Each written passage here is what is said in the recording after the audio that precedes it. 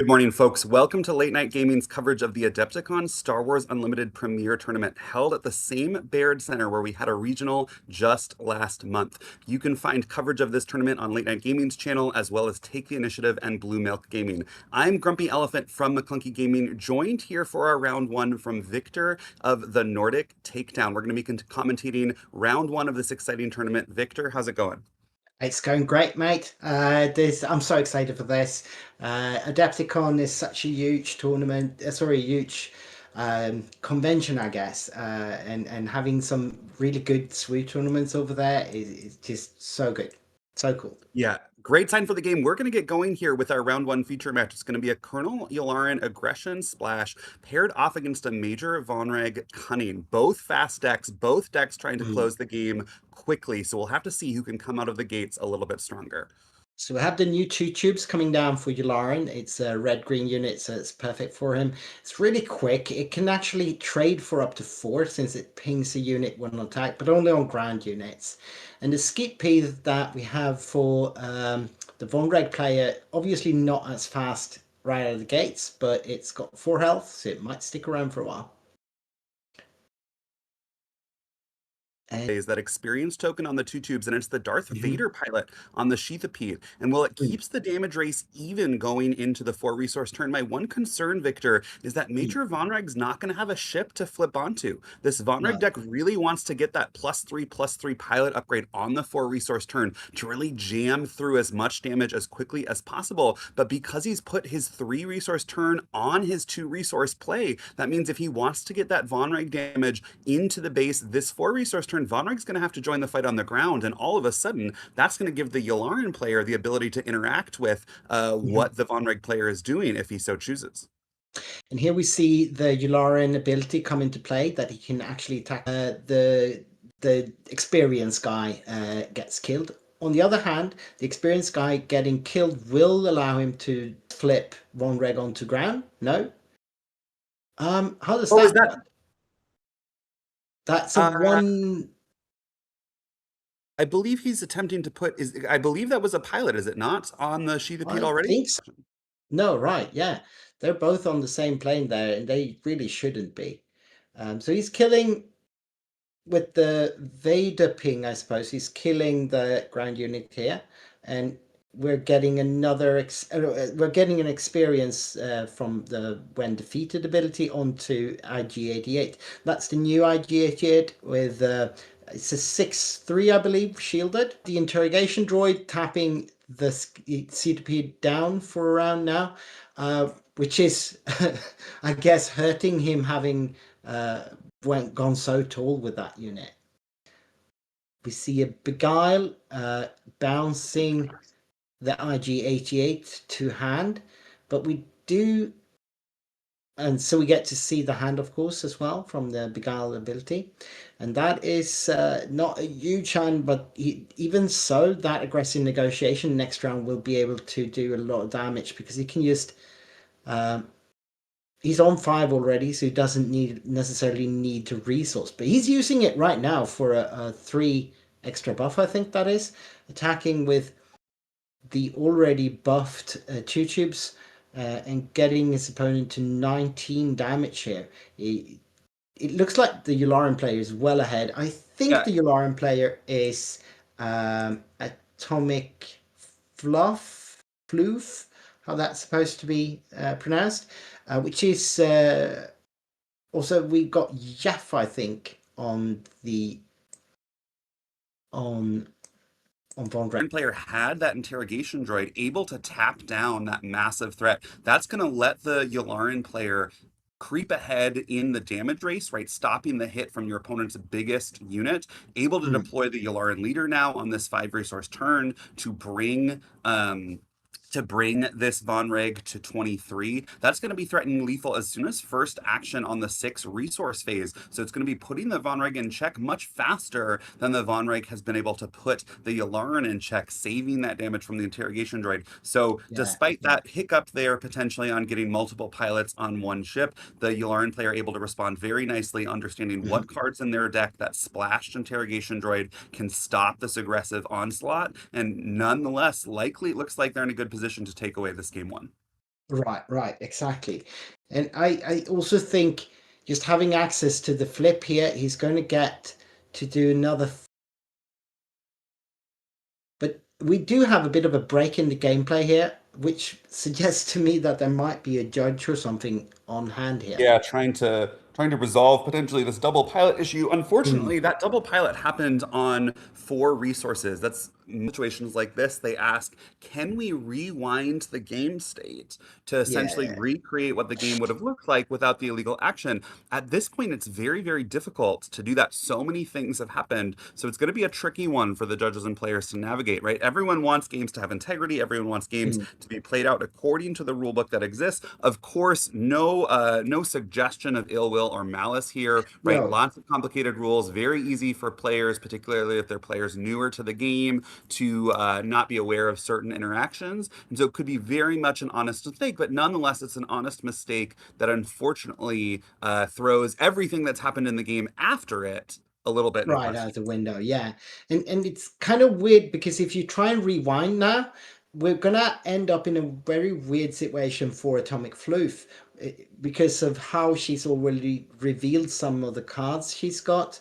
And she used the interrogation droid to sort of mitigate things. Well, does she get to replay that? Will she use something else? Because it's way less of a impactful play. It's not also on that ship, right?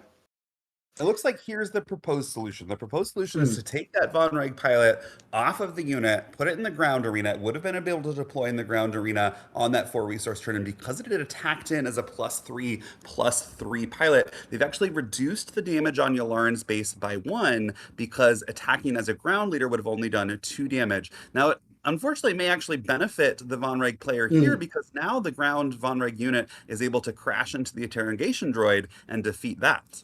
exactly.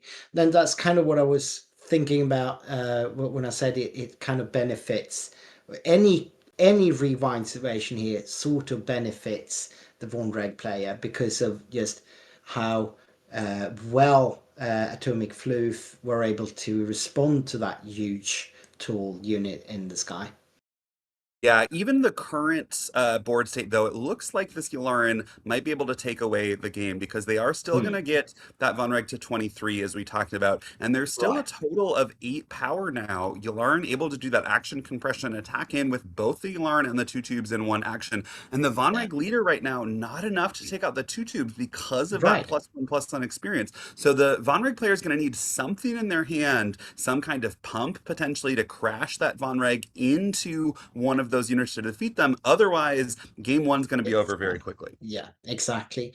Uh, Being able to go to 23 for this for the five resource flip turn there really puts the Von Reg player in a bad space. I don't know if Jeff will be able to answer that. Of course, in yellow there are a ton of tricks that could answer it. Lots of tap, some bounce. There are ways that he could probably find this answer that he needs, and he did claim. So, The Von Reg player, of course, starting with it looks like a total of 9 power on board. So that's going to be able to, if everything goes well, going to be able to bring Yularen to 24, assuming mm, he can deal with Yularen's units. That means there's just 3 damage missing from the Von Reg player to close the game out this turn. right, exactly. So oh, that is a misplay for sure, though. That is lethal, right? Yeah, That it's needs to be perhaps game. missing the Yularen action compression Mm, ability, right? Getting that 3 damage. We talked about the sudden ferocity. All of a sudden, the Major Von Reg player does have lethal, but it's just mm, simply going to take too many actions. The action compression from Yularen there really coming in handy to mhm, close this game out, despite some earlier hiccups with respect to that pilot rule. for sure. Hopefully, we get a clean game two here. Um, we do go to sideboards here. Is either of these decks something you're familiar with, Grumpy? I've seen Yularen decks sort of splash in and out. Of course, Yularen was a absolute powerhouse in limited format when he Mm, was around for that. Never really absolutely. took off in constructed, but I do know that players are trying right now to find some kind of aggro avenue. People thought that the new Sebulba find some pilot leaders. Of course, Kazuda, Vonreg is that 4-cost pilot leader on the villainy side of the aspect table. And then Yularen, although he's a 5 resource to play, that action compression shows us just how quickly these games can end. So, I'm familiar with these decks. I know that folks are trying, particularly folks who, were Sabine players through and through for the Yes. first 6 sets of this game. They crave that fast-paced, high tempo, crash damage into base style of gameplay. And unfortunately Yeah. for them, I don't think anyone has quite yet cracked the code for how we're going to get true aggro post rotation. No, not really. I mean, with aggressive negotiations, pretty much any deck can go really fast, but true aggro, as you're talking about, not really, right? They're just tempo decks, most Yep. of these decks.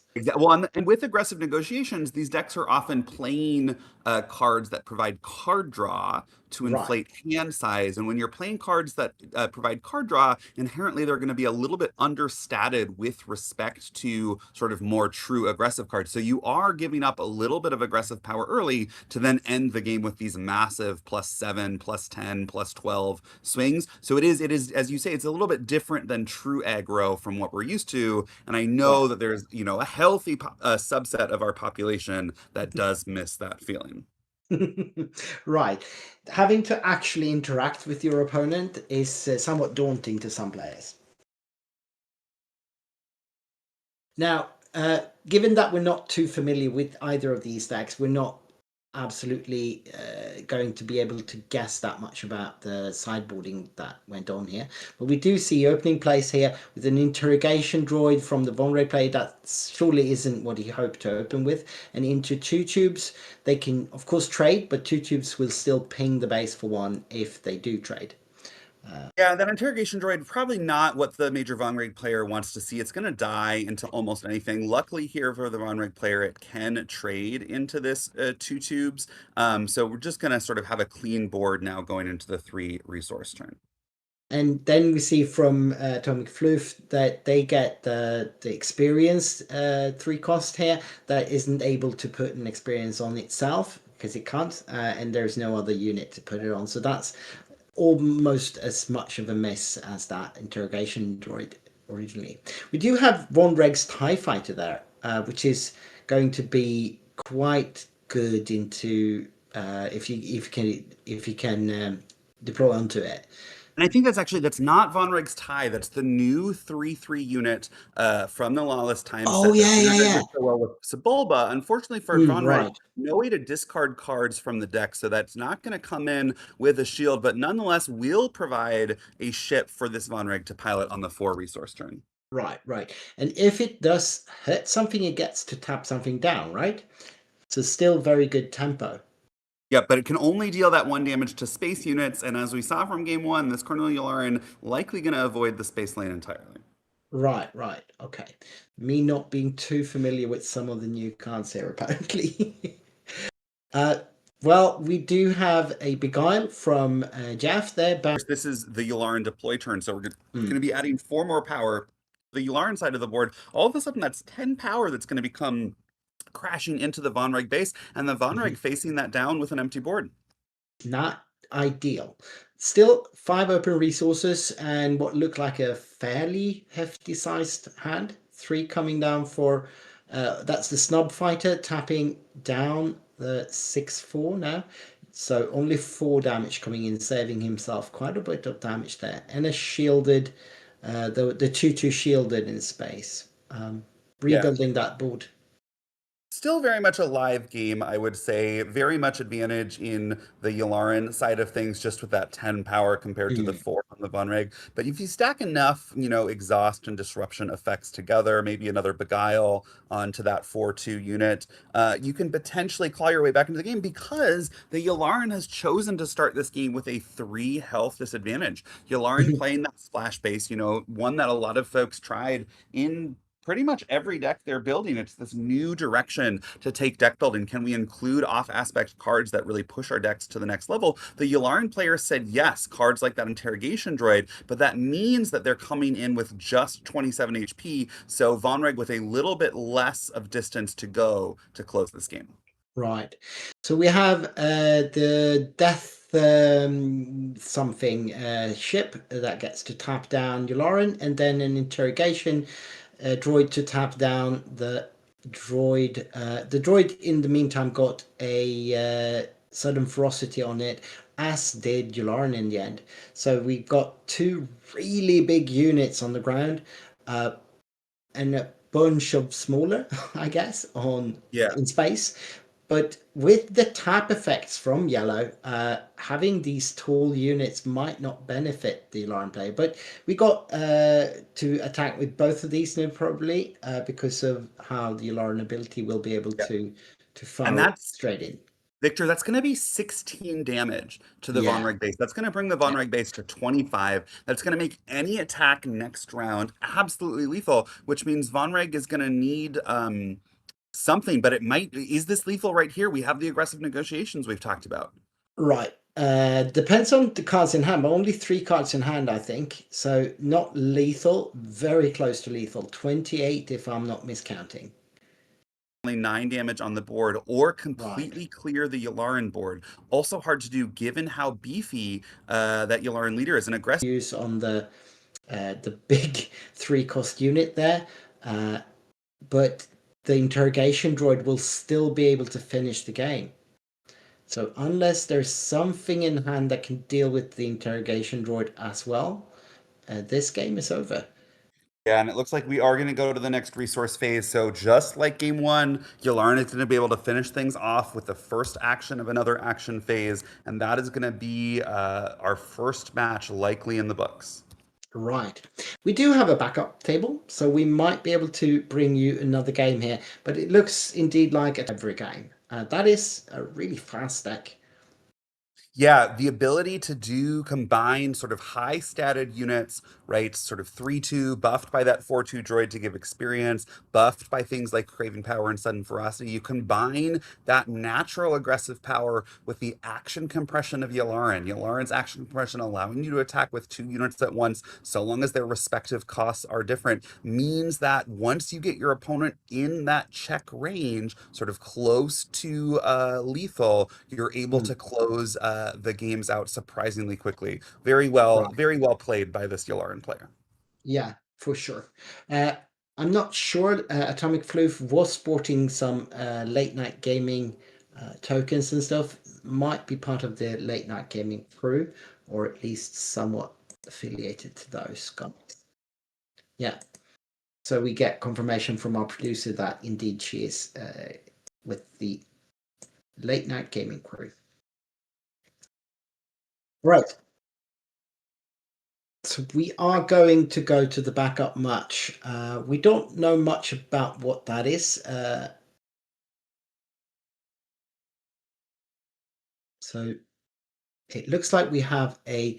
Notice here, Victor, look at this. This is Mm, interesting. Kazuda has joined the battle on the ground arena. The lone ground unit across both of these players' boards is that 2-5 leader for 4, chipping in for 2. But it seems like, based on this board state, the Kazuda player has been able to control very nicely what this Vader yeah. player has been attempting to do. Focal interaction by playing something on your opponent interaction by playing something on your opponent's side of the board, that Kazuda Mm, leader able to simply blank that ability either from the side of the board, that Kazuda mm. leader able to simply blank that ability either from the leader zone with its exhaust action. Vader play is way behind on the race. Ryan is, and the board state is not great. Yeah, this double plot certainly helps a little bit. We're going to get 2 spy tokens from this Chancellor Palpatine. We're going to be able to Mm, exhaust a unit from this lurking snub fighter, probably mhm. that Kazuda to prevent Kazuda from turning off the Galen Urso, but still a lot of space threats that Kazuda can crash into base with. That stolen AT Right. hauler looks like it's got either a Han or an R2, so crashing in for 5 or 6. That Eben Hawk potentially able to crash in for 5. With Vader sitting at 21, it may not matter that Mm. he has this powerful flip and plot combination. Right, right. It's hard to say what pilot it is. It doesn't look like R2 on the hauler, but it is a plus one I can plus see, one, right? no, I can see the hands. I believe it is Han Pilot, and those numbers might just be a little bit blurry. All right, so it's a +2/+2, taking us to 21 damage on base there, and we've got, is that 13 damage on the Kasuda base, on the blue Yeah, the base there? Vader able to crash in that +5/+5 on that 2/1 raid 1 means that there's 8 more damage now to Kazuda's base, bringing Kazuda to 17. The damage race looks like it's evening up, but we know that there's many attacks to be had still from the Mhm. Kazuda side of the board. Yeah, that's the fireball coming in before it's killed off. I do believe if I were the Vader player, I'd been very eager to trade with that fireball with one of my smaller units. But apparently that was not the priority of the Vader player here. He was trying to get some kind of damage race going here. Yeah, and they are going to scoop up this game one. The Vader Yeah, player acknowledging that there's enough power in that space arena to bring through the final 6 damage, yeah. which means if this was game one, we're going to go into game two. If this was game two and the Kazuda player won game one, that's going to be a wrap for the match. If this was game two and the Vader player won game one, we will be in for a game three. Right. For Kazuda. So congratulations in our first feature match. We saw the 4 cost pilot leader not able to get there against that Colonel Yularen aggression, but Kazuda has redeemed 4 cost pilot leaders, able to take down this 6 cost pilot Vader in a best of 3 match. Right, right. Well, I'm not entirely sure, but I do think that then we will be back with round two. But you won't be joining us for that, Grumpy, if I'm correct. No, I'm going to Staying put.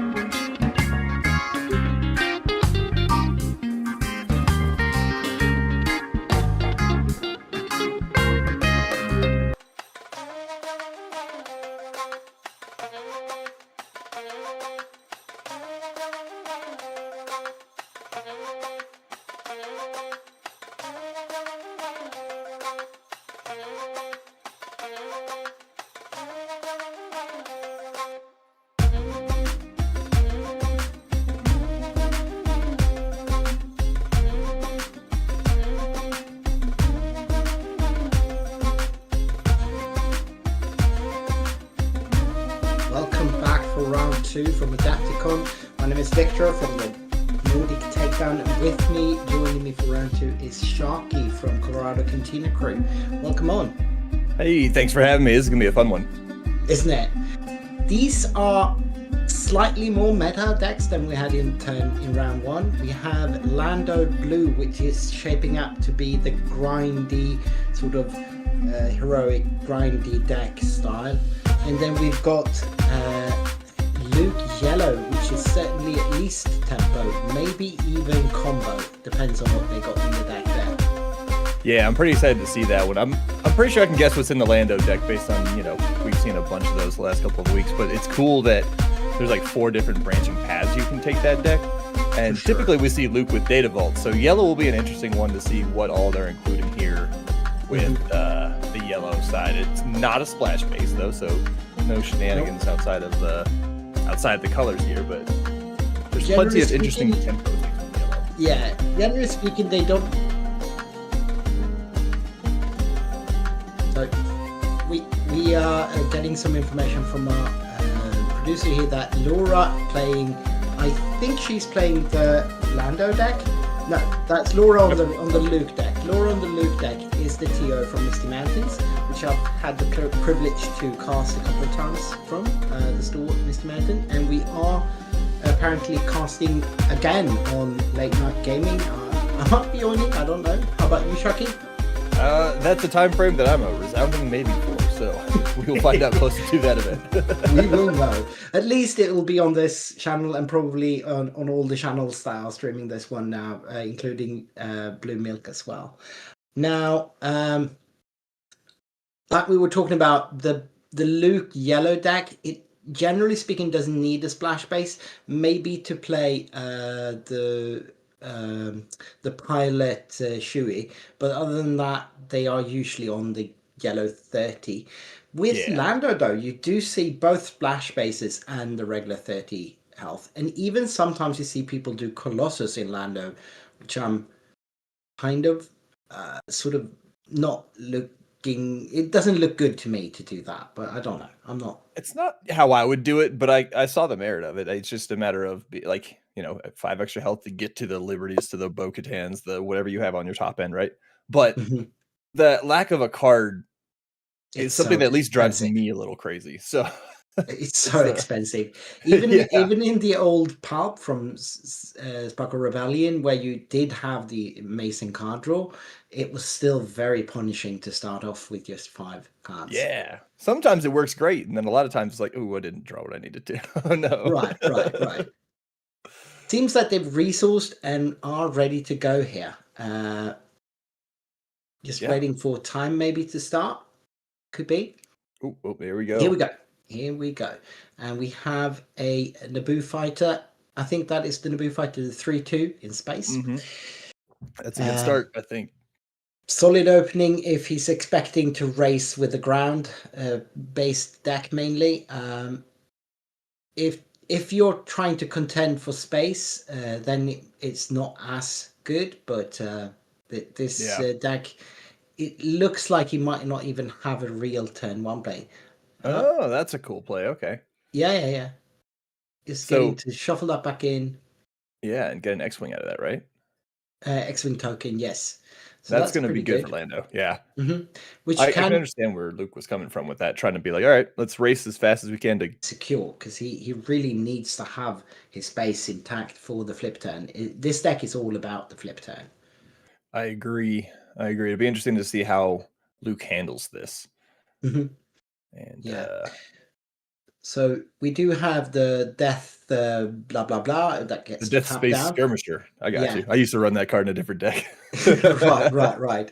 And that's exactly the kind of card he wanted to see here. Just get the tempo going, keep up the race, be able to hit for 3 into the Naboo with the Naboo fighter, but not to be, because of the credit generation, he can play that 4 cost already, bounce the Naboo fighter.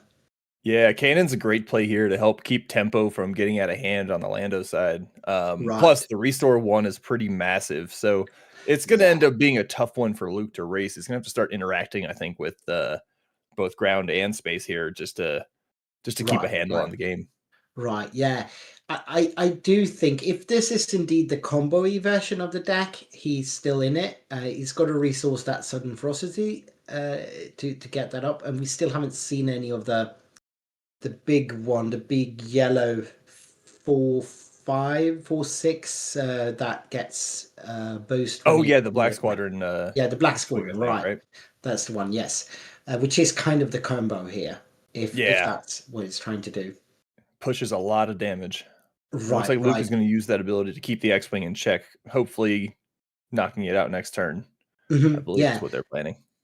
and obviously, since he can't really take out the Death Squadron skirmisher, he's just going base there. There we But go. yeah, that's enough. That's 4/4 that gets to ping up to 2. Some of the decks that we've been messing around with involve Mm. playing like they hate that ship, and that's actually my favorite ship to pull from that kind of a combo. And I Mhm. wonder if that combo is also in this Luke deck, Could or be, if it's could just the be. B-wing is good. Yeah, no, yeah. So he trades out the Death Squadron skirmisher there with the Fireball, which tells me this Lando deck has more space than we're used to seeing from most Lando Blues.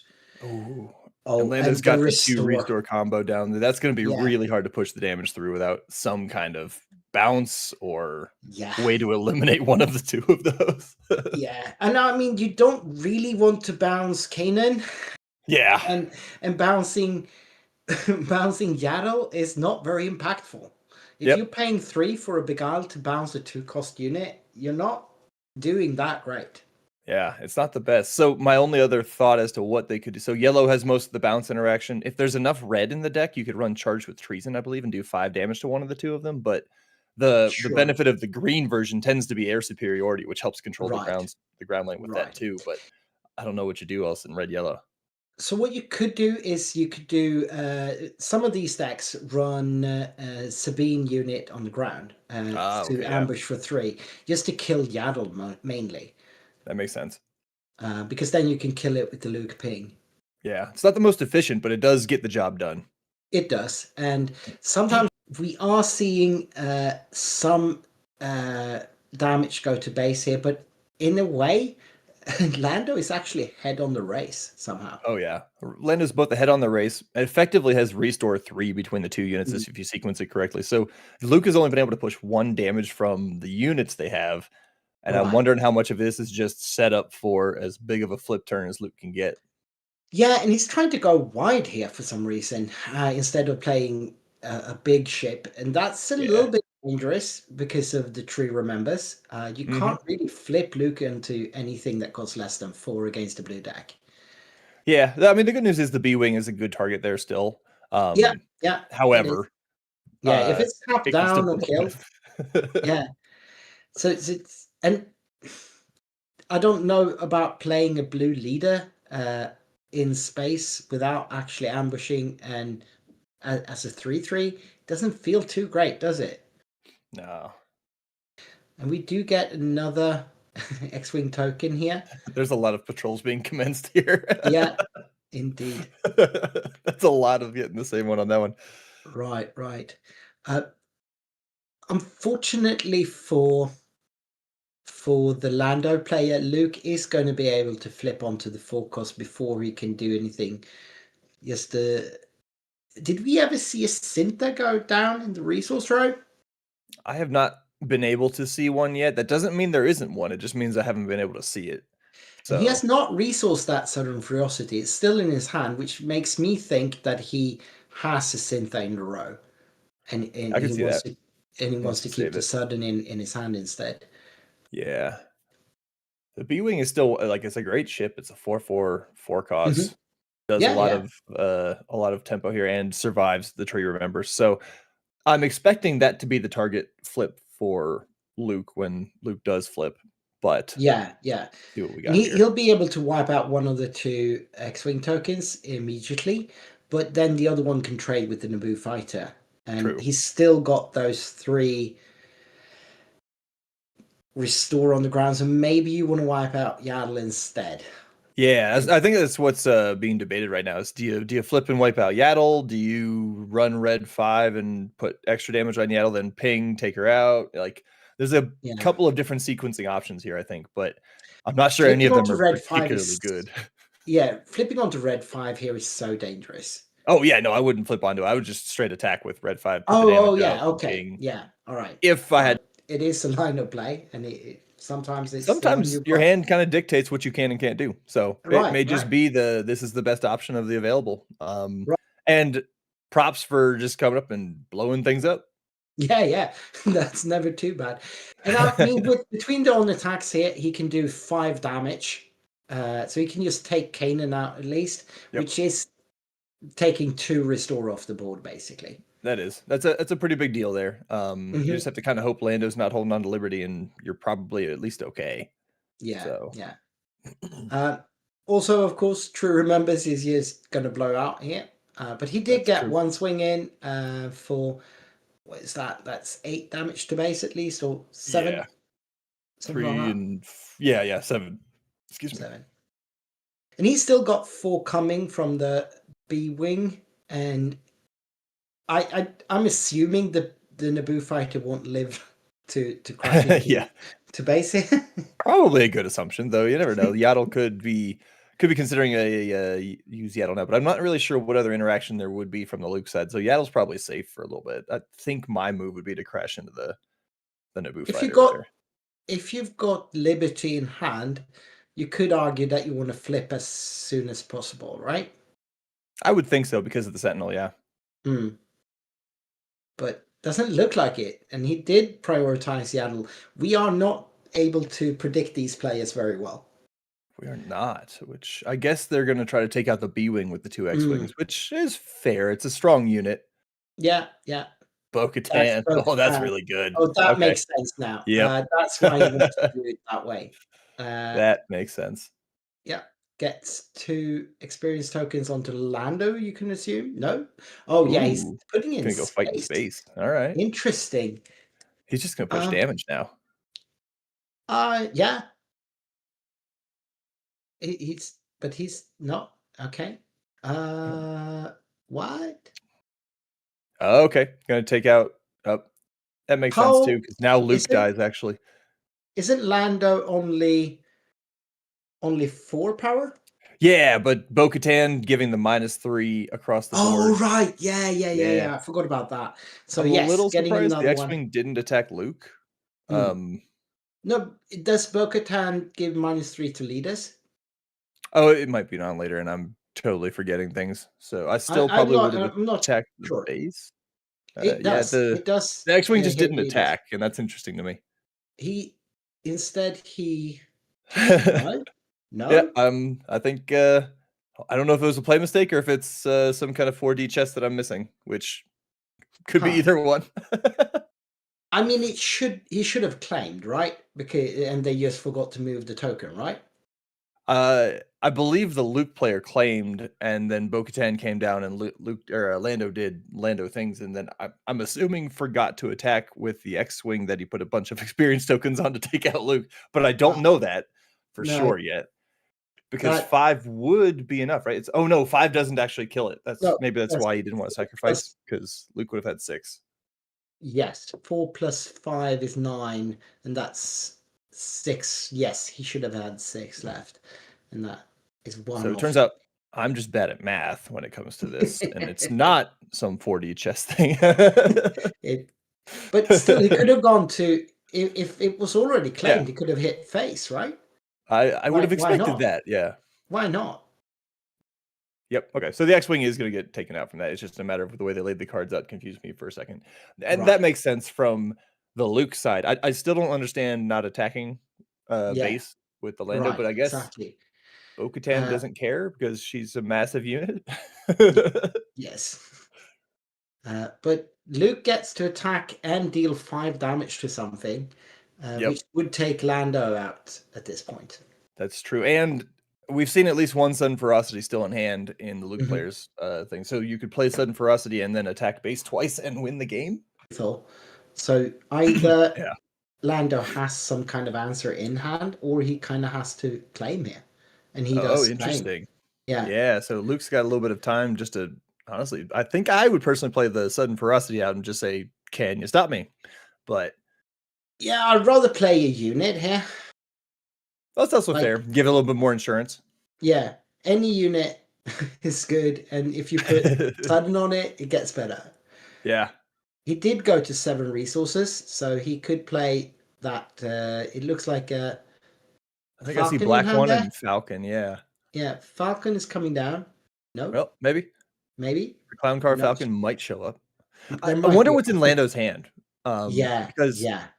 claiming with that many resources open tells me you're I'm kind of guessing- desperate for an answer, right? We knew he had that Mandalorian and a Fireball. Oh, that's right. It's Yeah. not Liberty, I guess, is really the Yes. important part of that. So he needs to draw into either Liberty or something that can take care of the Luke unit, and there's not a whole lot that can take care of the Luke unit. Lost and Forgotten would probably also help, though I don't know that it would save him completely because, you'd heal 3 and you'd take out the Falcon. 19. He'd and you'd survive buff one. Blow. Yeah, he would survive from Lost and Found here, but that's not what he found. So Yeah, he's it just was not killing found that one. way. Or because you can't take the risk that he's having some kind of boost here. He could have trench run or aggressive negotiations. Either would be fine. He just needs to boost that for how much? First. If I don't have the boost, I'd attack with the Falcon first. Luke Yeah. would be effectively at 20 right now and be Yeah. threatened by Bo-Katan plus Yeah. Yaddle and Right, would not have exactly. had to claim the previous turn. So it's an interesting. I wonder what happened there. I wonder if it's just overlooked it or if there was a reason behind it that I'm not seeing. Yeah, exactly. That's sort of baffling me as well. So it could just be a play mistake, and it's one of those. It's early enough in Yeah. the rounds that it won't burn him for too bad. No. No, and I mean, he's obviously won the first. Chris has. So taking a game loss here isn't that bad. No, I agree, and I didn't see anything that is out of my expectation range for what Lando Blue is playing right now, and we all know that's a solid deck. So Yeah. sometimes you just got to get to the point where you can let the cards do the work for you. Yeah, and Lando is actually quite good into space decks because of all the restore. Yep, that's a good point too. They might not be able to contest the space lane early on, but they can restore. Often they can restore enough and kill with some event removal enough to just hang in there until they can get to Liberty. And I then, call that strategy the restore and ignore. Yeah, exactly. And they can usually do that quite efficiently.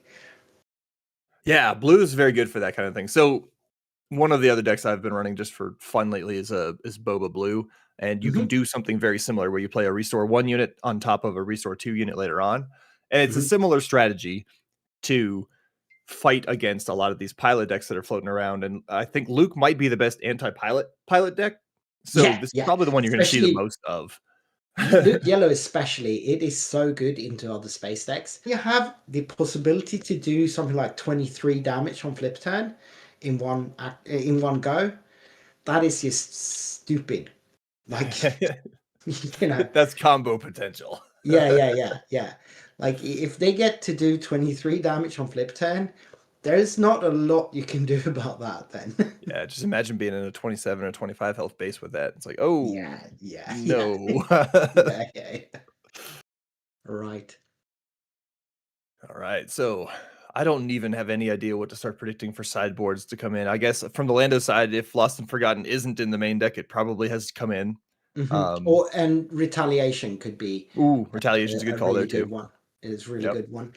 If they've got something like Oven Loss or something in the side deck, could be interesting. They might be playing that. Other than that, they looked pretty well teched to handle space decks. Yeah. In main deck. And I think that last one just got a little bit away from him, but the deck has shown that it can hang. So. For the Luke deck, he might not be running collateral damage in main deck, but that's a card that is certainly I do like a good that card consideration. Too, yeah. A little bit of extra reach in some cases, or helping take 2 units out on the ground. The ability to interact there with the ground would be useful. Not that they don't have anything, but having more redundancy for that is never I mean, the yellow deck mainly running the tempo kind of interaction rather than the removal kind of interaction that you see in the green decks. So putting in something like collateral damage could be the way to go. That is one You of were my favorite talking new about cards. yeah. It's really good, and it's a bit versatile as well, right? Yeah. And then you were talking about the red remove the damage Oh, yeah. event The with charge with disclose. treason, right? Yes, that one could also be interesting. It'd be interesting if there's sure. enough red in the deck. That's Right. a hard one to do sometimes, just because 2 red cards isn't, especially in It's like not a easy.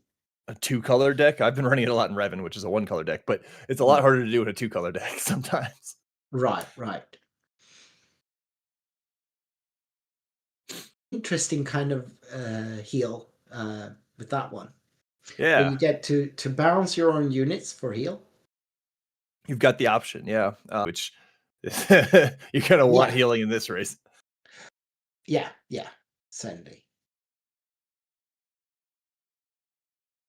The timing for Anakin sometimes makes him a little awkward for me, just because it's like you have to do it first action effectively and attack immediately before they get to attack. Otherwise, he's Right. kind of just a 2/4.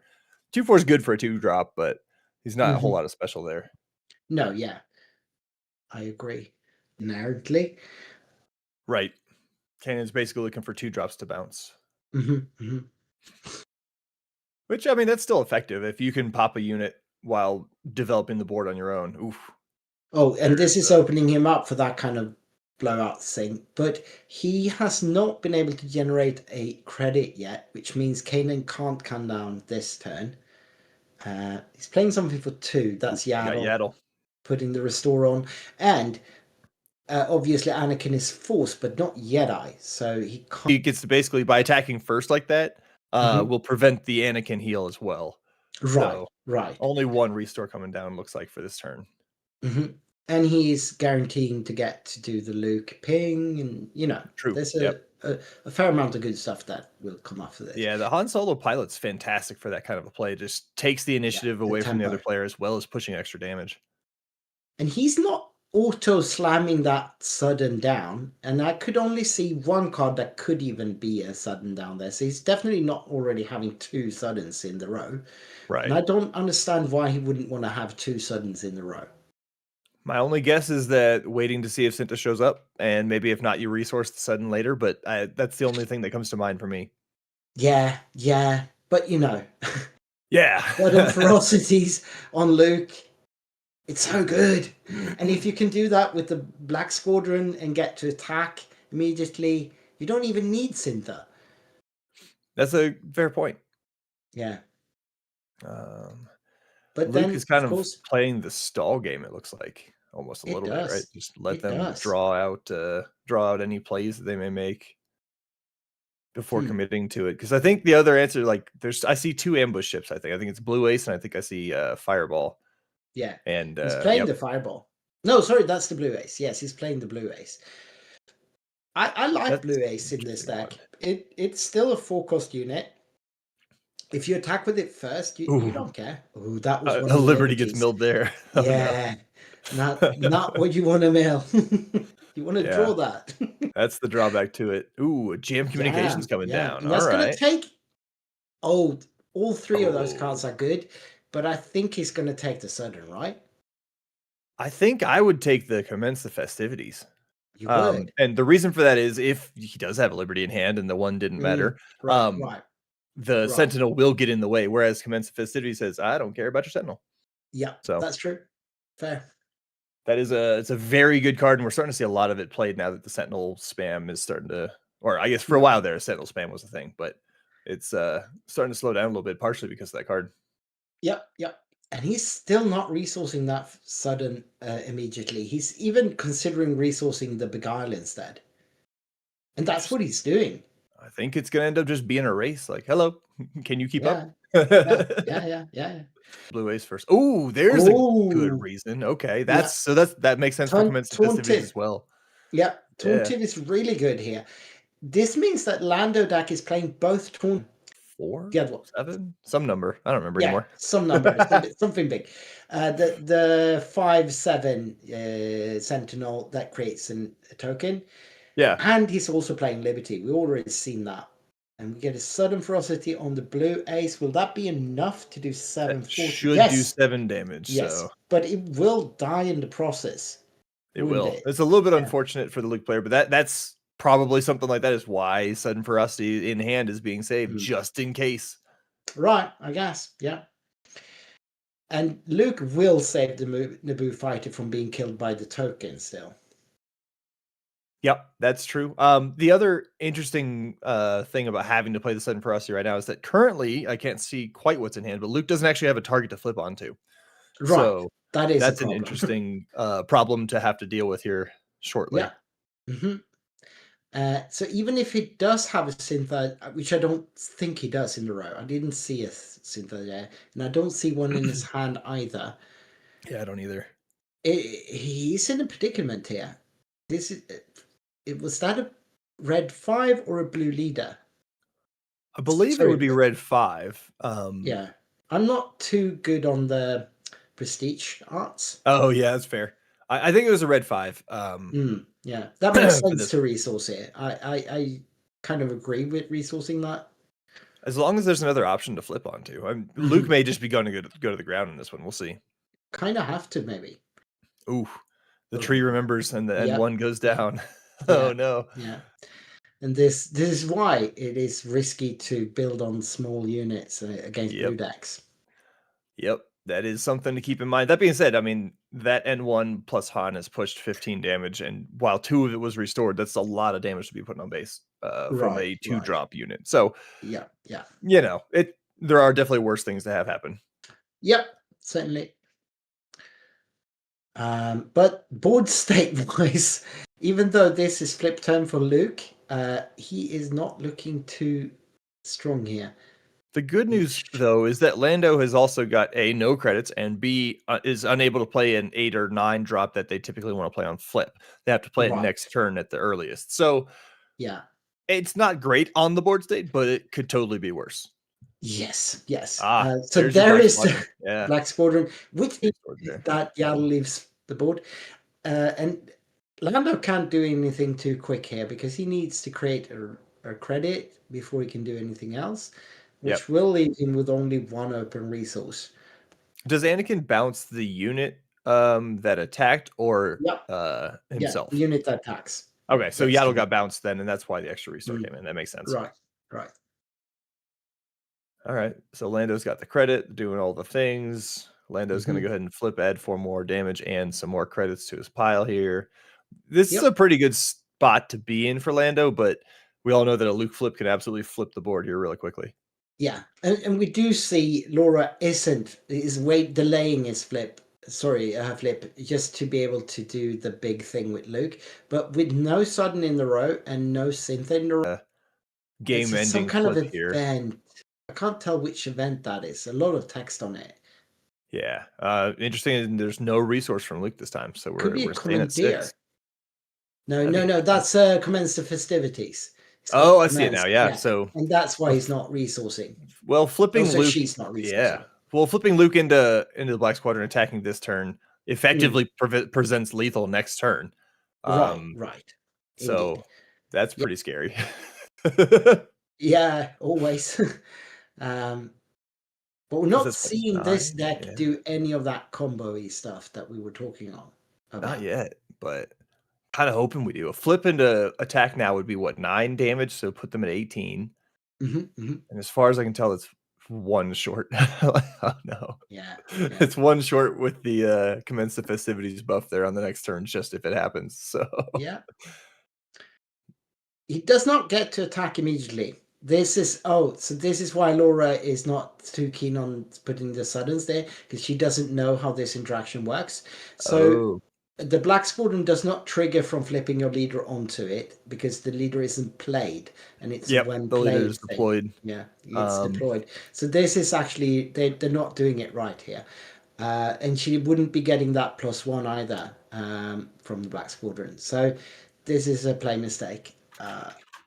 I'm not sure we can do anything about it because I don't think we have it. I'm not sure either at the moment, but It is an Yeah. interesting distinction in the rules that people who are Yeah. playing Luke should be aware of, that Yes. deploying your leader is not the same as playing an upgrade on a unit. It is Right. attaching one, I believe is the term, but maybe I'm wrong on that one too. But No, that's correct. That's correct. And that's why you have to have the sudden ferocities in the row Yeah. to be able to get that immediate attack off. that is correct. So she's misunderstanding some of the interactions here. Which is a fair misunderstanding too, Sure, absolutely. totally understandable, but something to be aware of. Definitely. 100%. And we do get the Death Squadron skirmisher to tap down Anakin, so he can't heal. That's Luke's father. Thank you. Yes, yes. From the images on the card, you can't tell, but yes. Yeah, they look just like each other. Looks like we actually have contact with some of I guess the Lando player would have gotten to react to Luke flipping onto the Black Yes. Squadron, but I think there's not that much is that too can. good, There's not that much that can be played that can do anything about Luke specifically on a big ship that hasn't attacked yet. So we do have a judge here coming in. Yeah, so something to keep in mind. The only other play that I can see that would change the turn, and it's not a lot, is if the Lando player attacked with like Anakin first and then popped Anakin back to hand to heal an extra 2. Yes. That might be the biggest difference in the board state right now. Right. However, I don't know that does much. Exactly. And the Lando player indeed did claim without spending any resources. So maybe the Lando player would have had time to actually play something. It's true. So it could, without knowing any more information, it could have gone a different way, but it's actually still hard to tell. Yes. But we do have a judge on it right now, and they're trying to resolve it. It looks like they're not doing that much different. They took damage off of because nothing is presenting lethal in 1 here. True. That is true. And even commence the festivities won't really end the game, especially if Liberty can come down and exhaust the Black Squadron. But I don't know. Lando's running a little bit out of it. Because if he draws into sudden, that's +4 on the Black Squadron. How much That's damage a fair would point, that actually. be? That's 4 + 4, that's 8. That would be 12. That he's still 1 off then. Until they play commence the festivities. But yes. Yeah, but he can't do both. That's true. You can't do it in 1 action. It would take a couple actions. Yeah. Oh, I see what you mean. Because the Black Squad. I see what. Yeah. I'm tracking now. I'm here. I know what's going on. These board states tend to be quite complicated. Yeah. And it's been my experience in testing for this set and in playing some of the tournaments that we do get more complicated board states at least early on in this set, because I generally agree. Yeah, because of how much units kind of stay on the board. I kind of like it. Not kind of. I'm actually a big fan of that. I like where the game is going at the moment. Now, there are some complaints about certain decks that I have that I would like to see a few more stronger things in their curve, but that's just because I like those decks. I think the direction they're taking that with like the more impactful decision making on every turn, basically, that's a fantastic thing in my opinion. So yeah, I agree. It really rewards good players, which is generally a good thing. Agreed. All right, so just surprise strike from Lando here. No. Right. Oh, there's the Liberty. There is the Liberty. I would be shocked if it wasn't Luke.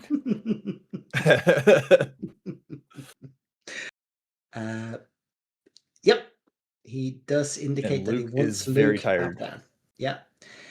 And he's got 7 standing power that could slam into the Liberty, which would do the trick for next round. But that means he's got some time, and the Luke base is already on 22. Lando, with the help of Anakin, will bring it to 28.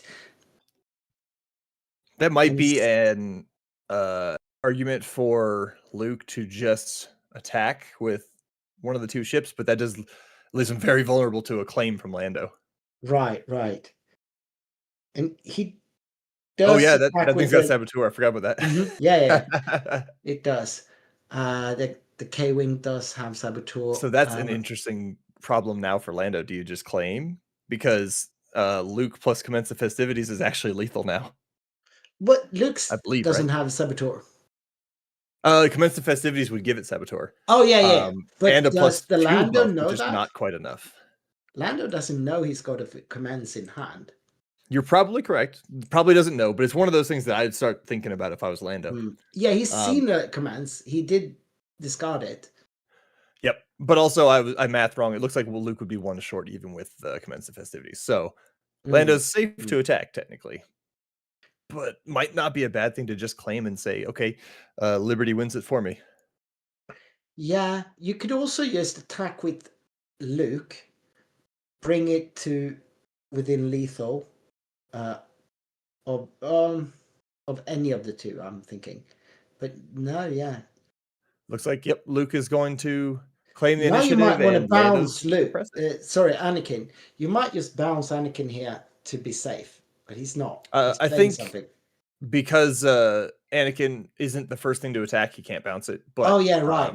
Yeah, only if it's a condition I always forget about, so I remember Yeah. it now because I've made the mistake enough. Safe, which is a smart play in my opinion. Right, I agree. I don't see Luke's hand at all, so I wouldn't know how much damage he could put out now. But I doubt he could do 11. I don't know that we have a card that says bounce the biggest thing on the opponent's field and buff your damage by 3. So No, he's until we get that yeah. card, I think Lando's got this one. Yep, scooping it and going to game 3 here. All right.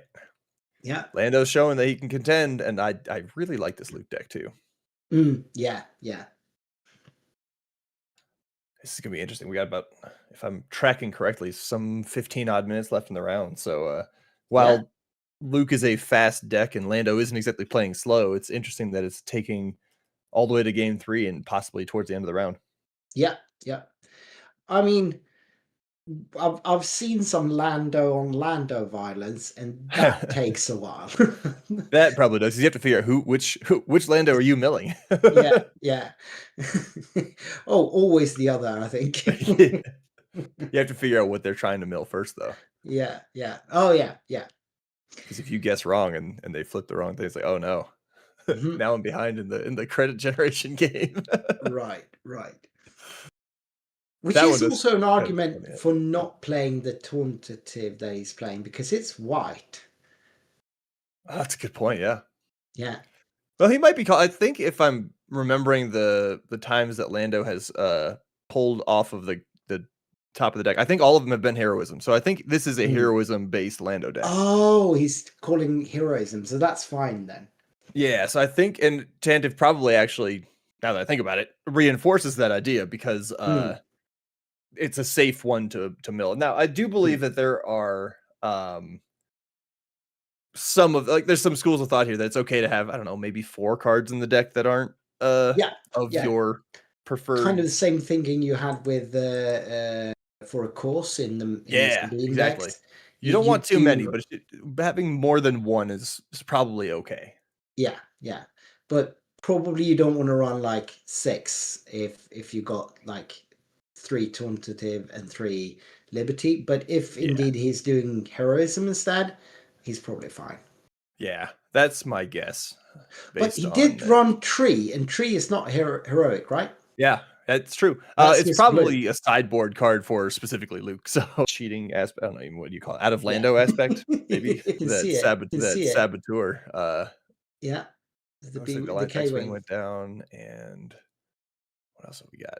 I'm guessing that was looked like a Beguile, but yeah. It's very, very quick, but understandable decision there. Yeah. And he's playing in the Boo Fighter, I think. Yep, that's the N1, the 3-2, and Yaddle. That's a good start for Lando. That's perfect stat for Lando. If he can play another, no, he can't, because he can't do the Lando ability when he paid 2 for Yaddle here. Correct. Otherwise, Kanan just playing the long game. Yeah, just putting Kanan down next to that, like he did the first game, he's going to be quite backbreaking. Yes, it is.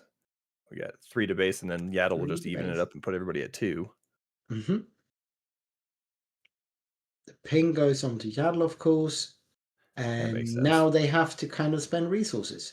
We get a mill Yep. from the So that from the being dam. heroism, I think reinforces what our initial Yeah. suspicions were there, and then red I 5 think coming you're down right. is a great one for Luke. Perfect for Luke there. Oh, and there's Means he no can play take for out Lando. no play. Oh, that's bad because Yaddle will die this round. Yeah, If we Yaddle will don't get do one anything. more attack in, but yep, that's Right. Yes. not a good sign, I think, for Lando. Nope. Unless he's got something that costs 5 that can come in and be like, all right, save the day. He could just play Kanan and bounce red 5. I think Kanan can only bounce the Naboo Oh, fighter two. because of Oh, the yeah. lack of Yeah. other Yeah. colors. Yeah, Yes. but even then, Yes. it's still good. It's just not Still quite good. as good. No. No. Ooh, blue Oh, ace comes down and takes that's care of the better. day. Yep, that's a Better. good play. All right, yeah, that Saving Yaddle. was probably a good a good claim then by Lando not playing anything. Yep. Very much so. That means he might even have had a play. He just prioritized being able to do this when he saw the red 5 Yep, on there. it's a fantastic point. Red 5 can get Mm. really dangerous if left alone, so Yeah. I believe Yeah. that was a great play there. Yep. Ooh, we Very see an good. R2 and we see lost it. That's Han coming down on Oh, the geez, the Blue yeah. Fighter, going for 5-2 base, I assume. It looks like Yeah. base. Imagine if that was red 5. Han Solo on Exactly. red 5 is Yeah, that's devastating to that scary. board state. That is scary. Yeah. And this is not the Naboo Fighter. This is yeah, it is the Naboo Fighter. So Yeah, there's it's 2 got Naboo fighters right now, which yeah. is So confusing. Blue Ace will be able to trade with this next round. I believe Blue Ace only does 4, and since Han Solo is a 2-3, the N1 should have 5, but it's Right. Yes. Yes, you're yeah. right. Yeah. Yeah, so okay, N1 Naboo Starfighter and Naboo security forces, like it's totally not Mm. confusing at all, guys. Is it That's a Bravo? Bravo. Okay. Thank you. All right. Bravo. It's an That's a N1. 2 Look at cost. that. Yeah, that's the 2-3 with the Saboteur. Yep. I can never remember the name of that one. It's a Naboo fighter in my head. Yeah, Those things are really cool they looking. look very similar. So we get. It's not confusing. It's fine. Oh, But yeah. yeah, there's a lot of answers that Lando can have here, For sure. especially ones that Like cost 4. Yeah. True remembers. Yeah. Yes, indeed. And now he's down to a 2 cost. Yeah, and Blue Ace can just clean 2, that up, 3. and Lando's probably in a good spot. Yaddle doing a lot of work here. Like that's the 3rd restore, I believe. Yep. It will cost him the Blue Ace. Jamcom is going to Ooh. take care of that. Yes. Yep. Indeed. You're not getting to have a hyperspace disaster. Yeah, but knowing there's a Liberty coming isn't exactly No, not too much fun. yeah, it's not something that you really like to see, I guess, if you're the Luke player. No. It's only got 7 damage on that base. We're going Yep. into flip Oh, turn. Saboteur though. So Yep. that could be all right. That's a nice one. It's a 4-3, so it's not. I believe it's It 4-5. Is if it I remember 4-5? right. Oh, okay. That's the blockade runner, right? Yeah. The It's a little hard to make out new from yellow blockade runner. That at least makes the Liberty a little less. I wouldn't say threatening because it's still threatening, but it's a little less. No, yeah, Lando needs to have some other answer for it, and he's milling one of those answers. Well, not completely answer, but something that can help. I think Lando's just trying to get to the late game where he can play big stuff, and Right. we're getting to that point. It's just a matter of can Luke close the deal on an immediate kind of flip here, and Yeah, I mean, that's the question. I have no Luke idea what the answer on is. that 4-5 would be quite big. Yep, that is going to be a tough recovery. Right. So we got the clown car coming down. Yep, I think Lando's feeling pretty confident in this board state, given that Liberty is also in hand. Yeah. Flipping, getting resources. It doesn't need to spend any of it right now. He's just Woof. That gonna is be able to take it that is nice and slow. a bit of an unlucky turn for the Luke player here. I think Yeah. it was a pretty safe flip for the most part. You kind of had to just rely on them not drawing another hyperspace disaster, but Exactly. Having pulled unfortunately, one already. yeah, unfortunately when you're playing cards against Lando, Sometimes the cards are just going to work for him. Yep. Yeah. I mean, he is the card player in the unit. No, it does not. Especially so with the Liberty making an yeah, appearance. yeah. No, it does not. Especially so with the Liberty making an yeah, appearance. yeah. So Syntha for 6 here is not ideal. Yeah, I love Liberty. Back in the day, I used to play Armada a bunch, and Liberty's one of my favorites. Right. Now looking good, there it and we is. do have a Yeah. scoop there. Yeah. Well, Lando did turn out to be very good into these kind of space decks, but I also think that Laura wasn't playing Luke to the best of his abilities here. I Yeah. think this Luke deck is capable of more than what we saw here. I think so too. And I don't know if it was just the hand or the inexperience a little bit with some of the combo plays, but I think loading up some of the 2-drops is very dangerous against blue yellow in particular, but Yeah. blue in general because of Right. things like the tree remembers, because of things that can blue yellow, especially with Kanan, can kind of just pop a 2-drop back, and so it's like Yeah, there's so that's not the many best. interactions that are going to punish that kind of play. Yep. So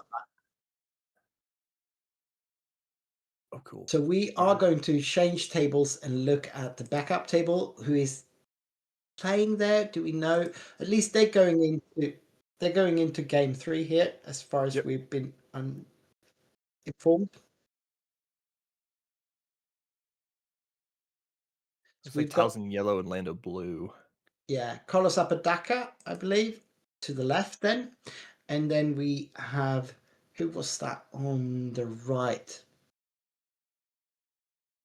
Robert is playing Talzin blue. Sorry, Talzin yellow. She is blue. Talzin yellow. I think this would be very favored in Talzin's direction. I generally matchup. agree because Talzin is such a good board control thing. However, if Lando can get over the top, Right. Talzin can only answer so many bombs, I think. True. It's Yeah. a little hard to completely give it to one. It kind of depends on the game state and the game flow here. For sure. But Talzin ability is going to be able to make those trades always count. That And is true. then just grabbing the board state early on and running away with the game. It can be really fast. Yeah. And I'm not sure what Talzin does it. Do you think Talzin goes for the board control and tries to kill Ezra this turn? Or do you think just keeps playing? I guess Luke or Lando's 2 damage on base is not going to matter that much at this point. Being able to have Shinhadi coming down though. Yeah. There's very little time left in the round, so that could be one of the reasons why you want to try and go fast to base here. But again, 2 damage on base might not be enough to matter. This is starting to look like a board state that Lando really wants to see, you know? Right, yes. Normally you would see kind of the opposite kind of board state here. Tree remembers taking out that Shinhadi ran right into a tree. Yeah. She ran into a tree, yeah. So now we're on 5 resources. This is where all the ambush starts happening. Yep. Taking Stranger Kanan coming out. down, showing why he's a good unit. And Ezra can't even trade with them. Nope. Ezra can put damage on them and make him bigger if he really wants to, but I don't see why you do that. Seems counterproductive to me, but yeah. I think Carlos is a little bit more skilled than that. Yeah, he was considering it for a second. No. And this is also flip turn, so this is when the magic starts happening. I think he knows that Ezra's dead regardless, but it looks like this is a blue-based Lando because that is a lost hand. So this could get interesting depending on what's in the Talzin hand. Like I know when I'm playing Yellow Villainy, I love to play the card Hold for Questioning for a Lando flip, but I don't know if it's in this Talzin deck, and I don't know if it'll be enough because sometimes they're holding 2 bows and a Liberty, and it's like, well, which one do you get rid of? Right, exactly. But neither of these units are within striking distance for that kill from the bow when played. Both of them are above that. And he's holding 6 resources back here. for potentially another big ambush, something like Finn or the new one. Can't remember the yellow unit. Yeah. Yeah, My brain yeah. isn't working either. It's okay. Not Lando, but make it so that it has to trade. Actually, But Finn that's even would better. because of the Talzin ability earlier. Oh yeah, Finn would do yeah. 6 to him, and that Already would help. shrunk him. But this is even better, I think, just shrinking in this way while keeping the board state. I think he would have probably preferred Finn, You think? partially just because it does remove one of the things from Carlos's board, because Bo-Katan Right. is still going to be a monster you have to take care of, but this is a good alternative. Keeps all your board your units on the board while Mm. Bo-Katan is going to do Bo-Katan things here shortly. Yes. He's considering, this is Robert on Talsin, he's considering where to go here, but he does indeed trade with Finn. Just putting 1 damage on Finn to make it so that after he gets big again, he still can't trade with anything.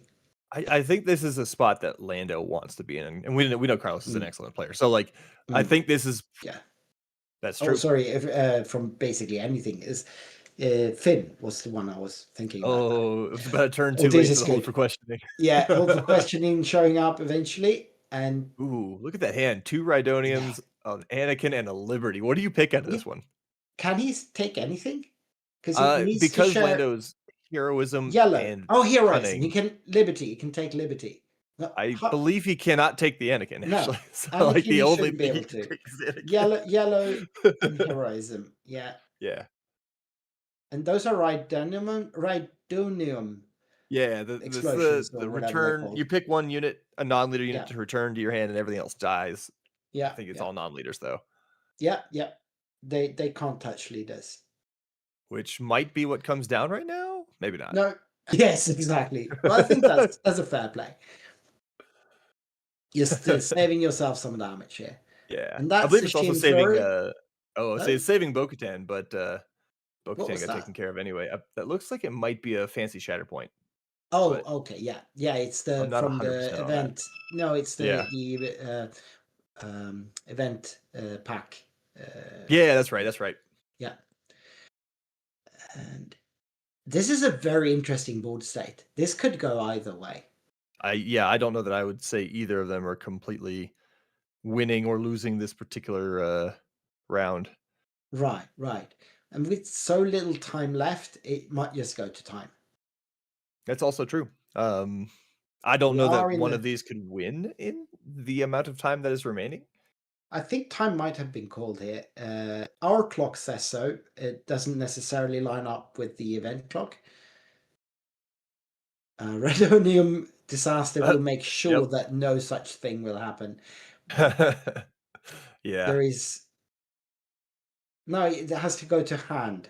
It has to go to hand, yes. Yep. So he has to pick it up. And now if he just plays Anakin, then Lando does almost no damage. Exactly. I think Carlos is making sure that this is a draw. But shield, no? No, yeah, I believe, only two. Yeah. And I believe that is the end of the round. He just killed Lando out of spite. Yeah. Why not? Why not? So we do have a draw between Carlos Abadacia and Robert something. Yes. So we will go on a short break and then we'll return with round number 3.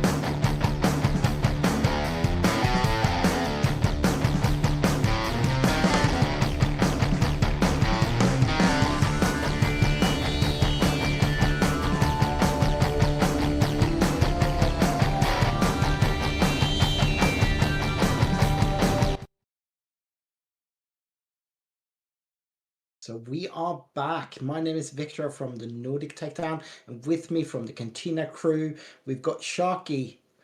How Hey, are hey, we? How are we doing tonight? doing fantastic. I'm excited to see this Enfys deck actually in action. Yeah, So me too. We've got this will be Loopy on, fun. I don't know right? how consistent it is. Obviously, he's won a couple games, but This would be a really 50-50 matchup, but I'm not familiar with it enough. uh, so what's interesting to me right now is the discussion on Talzin of which is the better color, red or yellow. That Mm-hmm. tends to be where the discussion is focused around, and I can see Yeah, arguments both ways. Talzin red will have a lot of answers to the upgrades that are floating around. So like System right. Shock main, as Yeah. well as a lot of the credit hate stuff. Like you can play Arvel in the main if you really want to, or in the sideboard. And Mhm. so those are two ways to combat a lot of the common. I don't know if I want to call them meta decks before the meta is too established yet, but that's when some of the reasons to run red.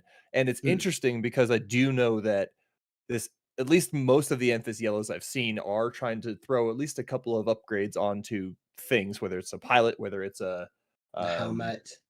yeah, helmet, just something to add some extra damage for on attacks. And Hmm. so it'll be interesting to see if Talzin can combat that uh with the red base here. And I believe that the top end also of the red tends to outweigh the strength of the mid game of the yellow. So those are arguments in favor of red as well. Am I reading this right? But is that the force red base? I think, but That it is, looks to yes. me like he's splashing some yellow cards in there, or am I just seeing that wrong?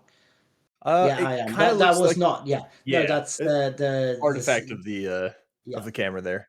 Mhm, Or yeah, the sleeves. yeah, one or the other. Because that was a constructed lightsaber, I believe we saw Yeah, there, and it was. it was Yeah, very yellow looking to me too. So I see what it, you it saw. it looked to me like it was a yellow ship of some sort first, but that would have Oh, been yep, yep, I can totally see that. very, very weird without the splash base. One of the things that Talzin Red can also do is pop a sudden ferocity onto Talzin when she flips, and then the next turn give her a Mhm. constructed lightsaber or some other kind of red upgrade that says, "Deal with me or die." Yes, and it can be so So fast at that point. The yeah, tempo of that is just insane. yep, I think like the main argument for the yellow version is how well it can deal with some of the really strong ground-based decks that we've seen so far. But 100%. the Talcin Red, I think, has more options, more versatility. I could see that. In fact, I generally agree as well, and I think the Talzin Red, the versatility is one that stands out. Like I said, I think the top end, like if you run it all the way up to Devastator, that is a Mm. fantastic card too. So I think that's where the strengths of red lie, whereas Mhm. the yellow one is very strong in the up. I would call it upper mid range of the metagame part. Like four, Yeah, 5, and 6 are all pretty dang strong for both of them, but the incredible. yellow one probably edges it out due to Stranger and stuff like that. Yeah, yeah, agreed. Now we will get to see how well it works. Loopy starting with initiative and then the We've Boo seen a lot of Fighter. the N1 today. Yeah, we have. Karis is probably the best start for any Talcin deck. Yep. Yep. I would agree there too.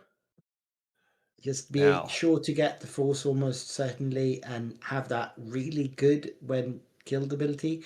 We do see a no disintegrations in the hand of our Talcin player. yep, that'll be interesting if they get desperate to deal with the N1 to notice integrations on it, but I don't know if they're going to be that desperate. Feels like too much desperation for Yeah. me. Yeah, and we see a Thousand Assassin in hand, and I believe that's probably the plan for how to deal with it. Much, But much more yeah. reasonable. Also, be able to just kill the red 5 with it Yep. together with the Talcin ability. We have Seems a good to me. we have a pretty what I would say typical start for both of these decks. Like when I Yes. saw Loopy play this, he wanted these two ships, and when you play Talzin, you want to go Karis into Grand Inquisitor, or that's all I can Yeah. really think of in terms of force units you want on that turn. So that is Yeah. we're getting a good example of what these decks can do. Right, right. There's no damage on any of these units, so at this point the red 5's on attack is not online. Yep. And But we we do do see see Talzin reduce the red five's attack. yes, So because you can't kill it in one. I agree with this play. I agree too. And you don't wanna show your hand just yet because you don't know what's coming down. And the other part is it's safe to do it because you're probably going to get the force back. So you can then Right, play Talzin's exactly. Assassin here in a second. Exactly. So we're paying 3 to do, oh, really nice, Ooh. Beguile. So at least he knows Very it's good coming. play from Loopy. Yeah, But we looks do have like a the assassin Shatterpoint. there. We do have Shatterpoint. We do have emergency powers, which could be very devastating at the wrong end of it. But knowing it's in the hand, it's very important. Agreed. It's very interesting to see what that hand is too, because that's really dangerous for a lot of things Loopy's trying to do. Yeah. So now we get the force back with Karis. 2 damage to base. Yeah, and while 4 damage doesn't look that threatening compared to what Enfys is able to put out, because by the end of this turn, Talzin will be at 8. I have a feeling we're gonna. Definitely Oh the yeah, solo I can sophomore see. unit. Yeah, they do look a Yeah. little similar, don't they? Mhm. Big cubes and stuff on the art. Yep. I think this though is a much better play because credits won't do him much good at this point. True. I also believe that Loopy's intent may have been to draw out the Shatterpoint as opposed to Oh, he's not dying here, is he? Why? the Shatterpoint will get it because of Oh, the force. Shatterpoint. He Yeah. played the Shatterpoint instead. Oh, yeah. Yep. That's sensible. I believe that threat was to draw out the Shatterpoint, but Yeah. maybe I'm misreading it. No, that's probably correct. There were too many dangerous cards in that opponent in difficult decisions, right? Yeah. And That's how so you make, right? yeah. And That's how so you make them do the mistakes. let's see what plays he's got here. He's got 5 resources open. Yeah, it should be an interesting one because there's a couple of options I think that Talzin has, and I don't know that Talzin is extremely worried yet because No. being even going into this flip, which is a lot of times where emphasis power shows up, Yep. is probably feeling pretty good. Yeah, and apparently he since he's not using carries at this point, he might be looking to use, yeah, exactly, Yep. the That's a assassin good call. here, and he is the Naboo fighter are already attacked, so he is shrinking Emphys, but Emphys is getting stronger with the helmet. I think that was right. Ah, yes, that makes sense. So Emphys still has 6 health remaining, even through the -3/-3. Yeah, and he should have spent the force there when he played the assassins. He wouldn't have the force right now. That may, I mean, you're correct, but it also may not be relevant as soon as the Exactly, 1,000 attacks anyway. So, but it means that he couldn't first shrink it, then flip, and then shrink yes, it. that's a good point. But they are playing as if though he didn't have the force. So Yeah, they're playing it correctly. It looks like. Yeah, exactly. He just didn't show it with the token. And we see just everybody running into each other's base here, which is a Straight race. it's Interesting. an interesting race. I'm not actually sure how it's going to play out. Partially because Talzin is building a board that's starting to be pretty threatening, and Enfys's board is significantly smaller. Yes, but that Emphys is getting very tall. Yeah, it's true. Let's see. Now that there's no more Talzin's assassin effect, we have a 6/9 Enfys nest, which is a massive threat. That is something. Technically, if they just bash each other in the base for this turn, Enfys is threatening, I think, lethal next turn. So yes, that'll it be will be. But then I don't know if Boo Fighter is going to live that much longer. true. Oh, we have an aggressive negotiations though. though. And that is That appears to be 9 damage. Yeah. What is this? I'm not 100% sure what that's here? from. But +3/+0 from That's the the helmet. arm Yeah, attack from twice. the helmet. Oh Oh my yes, god, that's he is amazing. threatening lethal here. He That's is threatening 9. lethal, which Yes. means that he has to use his cards to deal with it, which I think he'll have cards to deal with it, but Oh, that threat yeah, there he means can deal that with it. Enfys probably survives. Yes. So Shatterpoint will be, because at this point he would have got the force back when he attacked with Talzin last turn. So it's correct. He did have the force there. Yep. And he didn't need the force either because only 2 health, yeah. Yeah.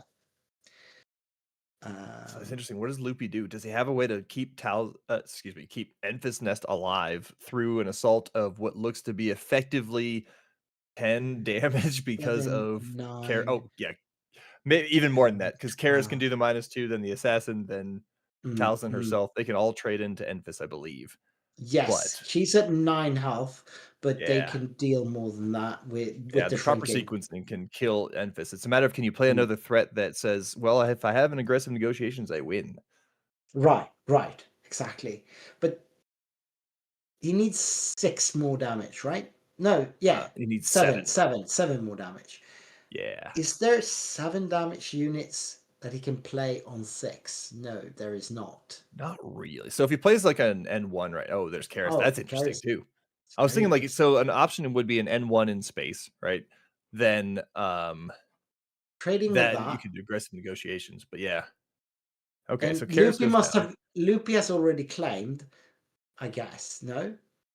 I don't No, he believe so. couldn't. So He he couldn't. played He couldn't have. So he, yeah. if he's got red units, can he trigger Karis at this point? It looks like Uh not. it may not matter because Karis, the force unit Karis attacked into Enfys instead. Mm. Yeah. Shrinking it and Yep. dealing 2. Yep. Right. Yeah, because you don't want Loopy to be able to do 2 more damage at this point. Right. We're running into what do you do territory that Loopy Right. seems to be asking the questions, and it appears that it appears the Talisman player is able to at least answer a few of the questions, but Right. Yes. It looks like he's taking Emphys off the board here. yep, Enfys is Yeah, going down. yes. So the answer is make Loopy have the aggressive negotiations with Karis Nemec. I'm gonna just call him Nemec Right. from now on. It's a lot easier. Yeah. Let's Oh, and let's Nemec let's also agree has to hidden. do That's a that. good point too. Yeah. Uh, Yeah. So, does him how many cards is he going to be lethal with an if aggressive he negotiations here? has, he would need to have 4 cards on top of aggressive negotiations. So I don't know that he has Right. that. But the other thing to think about though is if he does that and then you kill Nemec and you get a He can't. spy, that might Yeah. be lethal. Exactly. He can't. Then he puts he puts Taliesin in a now. Do you have any good sentinels now? Sure, it is a possibility. Ooh, this is Oh, about to get fun. this is about to get very fun. Loopy's got 6 open resources, and he's still putting it on the assassin. That That is is a big very assassin. ballsy. That's So very that is ballsy. also going to be, I think, threatening lethal next turn. Right. But I think Loopy has enough actions to be able to play something that says deal with me. Oh, there. Okay, so that's check right there. Right. Yeah. And as And Talzin's you like, have to oh, we're claim, so right? close. I think you have to because you have no resources, and a claim from Loopy does end it. Yes. Yep, that's what happens. Looks like a claim. Claim from Nicholas Well, and he's got his hand on the deck, so my assumption is that means yeah. it's a claim. You're just waiting for Yeah. Loopy to play No, the. he's Oh, waiting for jeez. Loopy. Yeah, that Oh, looks like double Loopy's lethal just here. going, yes, please. Yep, and And it yeah, looks like no, there's too many that's the fist threats. bump. Yeah, I love that. that was such a good game. I had that was a blast to watch. That was fun. It was cool to see because Towson was doing a good job of Mm, answering many, if not like obviously not all of the threats, but many of the threats that kept popping up. And for hmm a little while there, it looks like Towson was starting to turn the corner, but Yeah, Loopy just kept playing threat after threat after threat. That right, right. I love this Enfys deck. It's very aggressive. It's very answer this question. Do you have an answer for it? Okay, cool. Do you have an answer for the next one? How about the next one? And I mean that's a very good way to play this game. If you're putting really tough questions to your opponent, you make it on them there, and when they slip up, you win. 100%. And this is one of those where I will probably be taking this Enfys deck out for some fun testing later at some point. I'm going to bother Loop to get the list. I know he's posted it at least one place, I think. I think I saw a. Oh no, that must have been the sideboard because I saw some Arvins there. Uh, so Oh, that that's was interesting. Yeah. that was probably the Talsin sideboard, Yep. and That makes sense. you would not be putting Arvin Skeen into the deck at this point. I don't think. I don't think so either. It's still a sideboard card enough because there is a lot of credit generation going around. However, it's not something that it might be getting to the point where it's a main deckable. Like we were talking about earlier. Hmm, It's a tough one to gauge because Lando is all around right now. And do you really Right. want to throw the first game to Lando and hope he'd win the next one with Arvel? But Yeah, We're starting to see those questions. I think with the stats of Arvel, some decks might really. When played, ping effect is also fairly solid if Mhm. they're doing the credit thing that early. So Yeah, yeah. No, yeah, for decks that like to ping, and you can ping the base with that. It's actually one of few pings that can really that's a good speed point. burn. I'd actually forgotten about that. Hmm. Yeah. So I like both of these lists a lot. I think originally when the set came out, I know at least our team and I was pretty much on the Towson yellow train, but I've started to come around to seeing not only is red still solid, but it's probably my preferred color of the two of them right now as Right. well. Um, Of course, it's very meta dependent. yeah, The yellow deck can run Chin Flurry with Vader, which is true. super strong That's into a some decks. very devastating combo. Hmm. But But I yeah, also just like Towson. Towson's fun. yeah. No, Talsin's such a good constructed leader. They really built that the right way. And I even think they. without Force Lightning, red is still fun. That's how Yeah, how, yeah, how yeah, good yeah. that is. I think we've seen a few leaders that come out the last few sets that have been very well sort of put together. Like they present unique takes on the. The top leaders and the quote bottom leaders. Mm, Um, it's not that there aren't leaders who aren't as good at, but there are definitely like times where you can easily misread or evaluate certain leaders. Like I think Beckett is a good example. I don't think the yeah. leader is like going to carry you to a world championship, but if you can learn how to play the leader, he can be Mm. very rewarding and in the right hands still carry you to something. Like it rewards player skill very much. Yeah, I mean, I was in London at the Nexus Invitational, and I think I saw a guy that can pilot that deck quite well. Yeah, he might have shown up and played there a little bit. Yeah, Yeah, he did. he was all right. He is he's all right. He's not bad. We may hear his name later in the year, right? It could be the fact. Yeah, no, it's obviously Betting can play with a pile of leaves and still win, but Yeah. Hey, Leafs are overpowered. Come on now. yeah, no, yeah. Uh, Uh, we're going into game two, and I'm really excited because I think sometimes what's interesting and fun about this game is that a resourcing decision may come back to bite you later, yeah, yeah, because of the question being currently answered and you didn't think about the next question that was coming down the line, or oof, maybe right, you did and you kept the right thing and it pays off. Like yeah, that kind of, yeah. or maybe he does want all of them and he's having trouble with it. I think Nicholas kept that curries for a reason, so I think Nicholas is just going to slam Yeah. as soon as he gets to play. But he does have a Mystic in hand as well, I believe.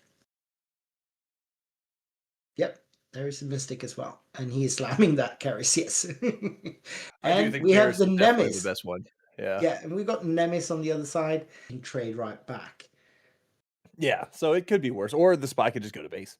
Yeah, yeah, either or. I was thinking like if which Mhm. Karis kills and dies into Karis Nemec, do you get to do the -2 to the spy? Will the spy be there? No, because it dies before. Okay. It'll tell your opponent to create the spy first, and then you can Okay. trigger yours. That will That's an work, yes. interesting thought for other Hmm. ones. That And definitely will work. Loopy's getting his red 5 out here Yeah, that's to go exactly what he against. wants. Unfortunately And for Taliesin, who wanted to do Krennic plus thing, there's no thing to go with him. no, and now we've got two sudden ferocities in the row, which isn't ideal when you flip on 5. Oh yeah, that's true. He, Not the greatest draw there, no, but we'll see. we will see. And given that um, uh, Emphis flips on 5, right? Yes, emphasis is also a 5. Yeah, so you can't really delay your flip then. Ooh, You Loopy does get not have the disclose for Nemec to get the spy. and there's no, since there was a shield obviously on Krennic, he doesn't Yeah, have damage. correct. And Ooh, the perfect Shatterpoint answer. punishes again. Shatterpoint, perfect there. Oh, and the hauler comes down right after those, so Yeah, that Holler feels is a little good bit though. bad for Yeah, Taliesin. yeah, Holler is good here. Yeah. Uh, It's another one of those back and forth early games Yeah, that I don't feel really like either of interesting. them are super advantaged right now. Not at all. They have arena split here, which might favor Talsin a little bit because both of these decks still need ground in some capacity. That's true to some extent, though I will point out quickly that Talzin generally has trouble with space. So having used Yeah, a Shatterpoint already on a space yeah, unit to now have to yeah. deal with a hauler in space might cause a problem later on. Yeah, that hauler might remain for quite a while. Yep. It's an interesting chess match here. So does Loopy have another emphasis into helmet plus sudden ferocity kind of turn looking ahead of us, or what do we got? Who would know? That's good for Talzin though. The restore Yeah, might end up helping save a Restore little could bit be here. very good here. Doesn't seem like Loopy's plotting anything. I don't see any plots. He's No. playing his cards straight here. No plotting. Yeah. Talsin has neither used the ability nor any resources. So a lot of actions still. One resource left. No resource because of Krennic ability. Right, yeah, I was like, "How did he Yeah. not spend it?" It's because No, of yeah. Krennic, that's why. Yeah. I It's a love Krennic. very good play. Krennic into Owen Lars is such a good play. I used to play Gar Saxon. Oh, yeah. That's a very ECL. good one there too. And that was my found to the range where she Oh. can be. And we do have one of the two Talzin's suddens gonna in hit for a row. lot more now. Yeah, Alison can finish that emphasis on her own now. Yeah. I was thinking, Witch Caris could also run in and help if needed, but at this point, with the sudden ferocity on Mother Talzin, that's not Yeah, a it doesn't really necessary, matter. Yeah, yeah. doesn't matter. I think Loopy So knew that too, just yeah, using Enfys as a effectively a kind of a sentinel or extra hit yeah, points on your base kinda thing. yeah. That's certainly a possibility that that's how he's playing this because of now spending 3 for another hauler Yeah. does give a very solid space presence here. So doing some quick math, right? 6, 10, 10. Well, it is favoring Talsin because of the Yep. shrink and the restore I think it's favoring Talzin a little bit, but Talzin's also starting behind with 28 and a few less damage. more Yep. than the other way around. And the restore plus the hauler there, so we're looking at 19. Um, Hmm. as the Talzin player, you have to start considering also how much time do I have before aggressive negotiations shows up and just ends the Yeah, game. yeah.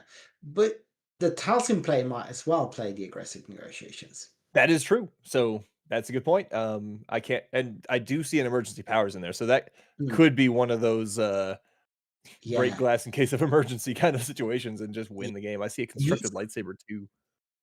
he's still not spent the resource. So he could put 4 at this point, but it looks like he's considering other options here. Yeah, But how far would that get him? Would he be able to present lethal here? Because that's a good question. Loopy Yeah. is presenting lethal right now. Yep. For next turn. But Ooh, that is system shock to remove Han. system That's shot a is good play. perfect there. Yep, that's a Removing good play. harm, no more lethal for you. Uh, Not that far off though. A aggressive negotiation still there. Oh, so we get Yep. the blockade And it runner. does appear that the pivot to space was an intentional design Yeah, choice here for Loopy. certainly. And it So might be really hard. We got a saber for Talsin there, but still not enough I to think put I'd in go check. personally with the constructed saber because it does add a lot of damage to Talzin. It's effectively 4. So Yeah, Talzin herself is doing 10. yeah. But is that enough to put Loopy in check before Loopy Yeah, can finish it off? I think so. Like short of an Loopy's need aggressive 2. negotiations. Yeah, exactly. Aggressive is going to change everything anyway. Yep. So the And constructed it's would not like put. he's going to be able to clear up that space lane here. Yeah, exactly. He just can't. Yep. So, Going and for the he's same play spreading that we it were just out talking for about. some reason here. Well, it's Um, probably an insurance kind of thing since he doesn't mm. want all of the threats to be dealt with immediately.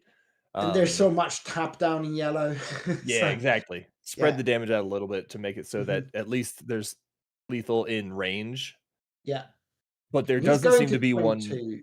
Yeah, it doesn't seem to be an immediate like can lose the game in one action kind of play here outside of an aggressive negotiations from Talzin though.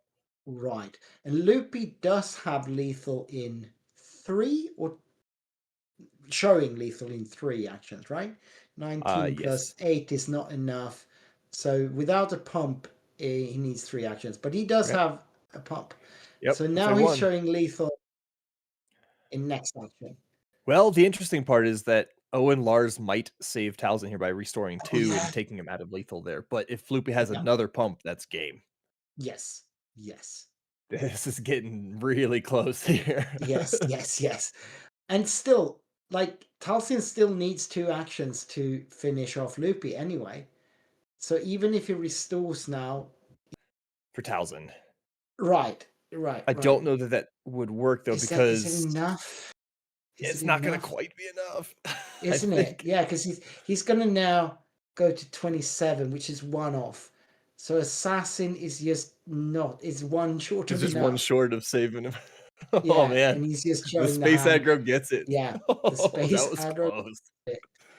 That's such a good game, because it looked... That was a great game. It looked like Loopy was falling behind, but it was not really. Talzin was playing catch up there. Interestingly enough, Talzin playing spreading the potential damage out to Karis made it so that he's no longer checking Loopy.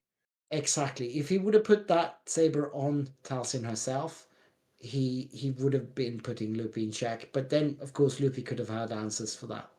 Yep. So I can understand the reasoning behind spreading it out like that. It was very close there. This is my last round as well. So we will we're both a whole new crew for everybody to harass when they come in. You see, that would be platform Jonathan Fisher. So platform from Late Night Gaming and Jonathan Fisher from the Boffin Network. So you're going to be left in very capable hands. With that, I guess we sign off. Please do check out the Nordic Takedown. We have the podcast coming out every week, and Thursdays usually, and we do have deck techs coming up. We just did a really cool deck tech on Luke Yellow from the Nexus Invitational with the Inglorious Blasters teams. What have you guys coming out for the Cantina crew? You doing PQ prep? Or what is? So we're doing a lot of PQ prep. And we've had a few guests on. We had Mickey on last week, and we have actually Alex from Blue Milk Gaming coming on this week.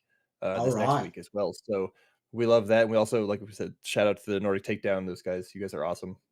We love watching you guys. No, please do check both those channels out, and of course Blue Milk Gaming, Late Night Gaming, and Take the Initiative.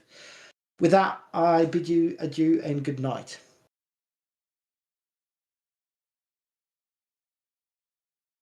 Seems like they've resourced and are ready to go here. Just waiting for time maybe to start. Then it's not as good, but this deck, it looks like he might not even have a real turn 1 play. Oh, that's a cool play. Okay. Yeah. Just getting to shuffle that back in. Yeah, and get an X-Wing out of that, right? X-Wing token, yes. So that's going to be good for Lando. Yeah. Mm-hmm. I can understand where Luke was coming from with that, trying to be like, all right, let's race as fast as we can to get the damage on there. So when Liberty does hit, you get something. But X-Wing's going to muck it up. Indeed. Generally, I agree. It'd be interesting to see how Luke handles this. Mm-hmm. And so we do have the death, blah blah blah that gets the Death Space down. Skirmisher. I got you. I used to run that card in a different deck. right. And that's exactly the kind of card he wanted to see here. Just get the tempo going, keep up the race, be able to hit for 3 into the Naboo with the Naboo fighter, but not to be. Just to keep a handle on the game. Right, yeah. I do think if this is indeed the combo-y version of the deck, he's still in it. He's got a resource that gets boost. The Black Squadron. The Black Squadron, right. That's the one, yes. Which is kind of the combo here, if that's what it's trying to do. Pushes a lot of damage.